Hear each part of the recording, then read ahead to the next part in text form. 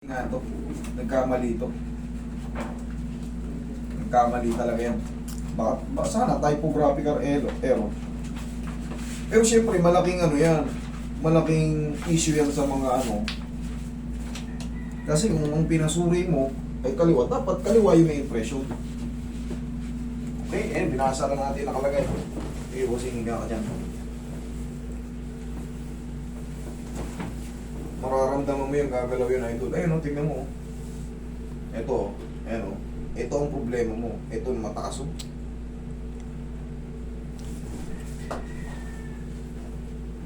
Pero yung nararamdaman mong masakit, idol, fresh pa eh. Ano pa yan? Sige, higa ka. Ganyan, relax ka lang. Hindi naman to gaano masakit.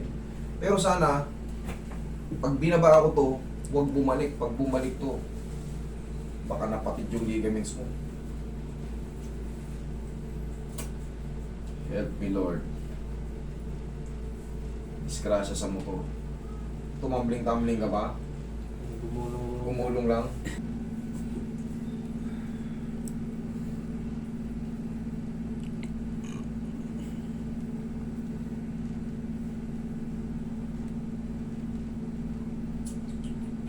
Nawala sa line to. Wah.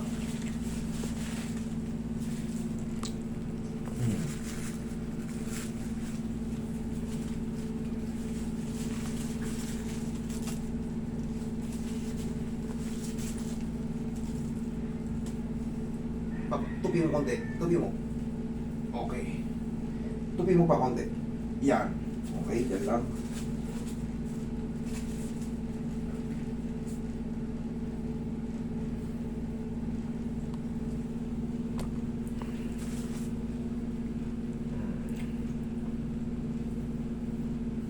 Tingnan natin kung pantay na. Yan, pagtabihin mo.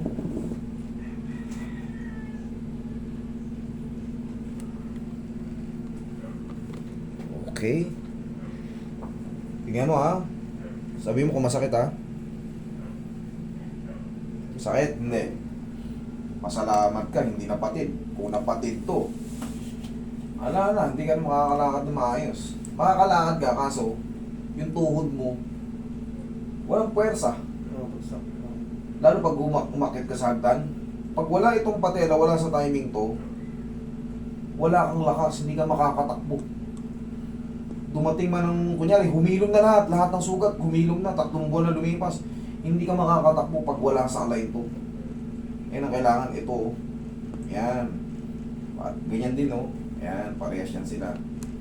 Umangat eh. Oo, mahalaga, buhay ka. Tingin pa ano.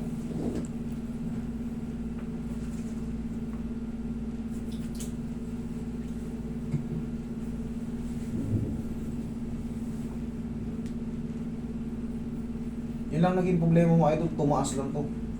Yun lang. Wala namang fracture. Base rin sa x-ray. Tingnan mo ulit.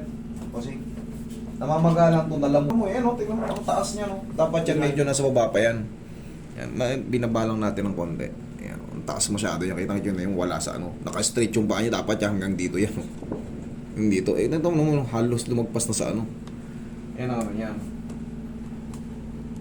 Pero ang mahalaga rito, walang crack.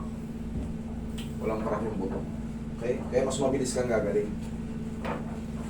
Kaya nga sa rin bandage natin. Idol, tiis-tiis ka lang muna. Yung nararamdaman mo, labog ka pa yan.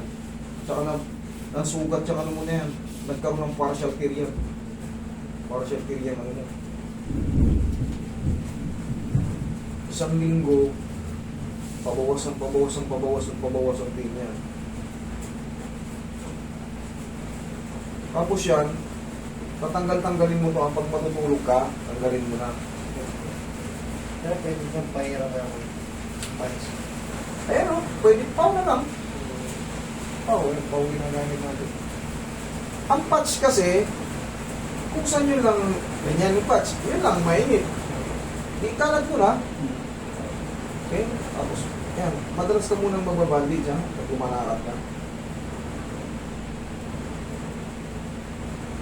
Ang samantala, yung nararamdaman mo, normal pa yan eh. Kumbaga, ano ka pa yan eh. Siyempre ito, oh. Suntukin mo yung suntukin mo yung bato, masakit talaga. Ang mahalaga, walang fracture. Try mo ang tumayo. Sa itungkod mo, sige, gabayan mo muna ng tungkod. Yan. Sige, gabayan mo muna ng tungkod. Mas maganda hindi pa ganong pwersado. Baka kung ano pa eh. Ha? Mas okay ngayon? Okay. Idol, lamog pa yan. Yung Nung muna, no? nayabang ko lang sa mga gano'n. Kailangan nakabaluktot yung paa ko. Eh, tuwid na eh. Okay. Kasalanan mo yan, pupunta ka rito eh. Okay? Bossing, for the meantime, wala kang ibang gagawin kundi relax ka muna. Huwag mo muna ipwesang ilakad, huwag mo muna ipwesang exercise. Hayaan mo lang muna, maggalingan muna yung mga sugat kasi 3 araw pa lang si Bossing na ano eh. Ang mahalaga na check natin yung ano mo. Kasi kung hindi mo rin naman maibabalik yan, katulad kanina, gaya na kanina, di ba, pumasok ka nakaganon? Oo, hindi, again, not straight na. Ay, nayapak mo na ng flat. Ayos na po yan. Ano lang, rest. Okay?